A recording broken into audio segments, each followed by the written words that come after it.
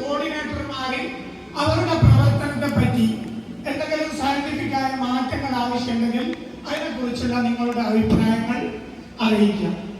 Central lead ചെയ്യുന്ന central കോർഡിനേറ്റർമാരുടെ പ്രവർത്തനങ്ങളെ പറ്റിയോ എന്തെങ്കിലും മാറ്റങ്ങൾ വരുത്തേണ്ടതായിട്ടോ ഉള്ള അഭിപ്രായങ്ങൾ അവിടെ അറിയിക്കാം. മൂന്നാമത്തത്, അവിടെ വരുന്ന ട്രെയിനർമാർ വിവിധ സെന്ററുകളിലെ ട്രെയിനർമാരാണ് നിങ്ങളുടെ സെന്ററിൽ വരുന്നത്.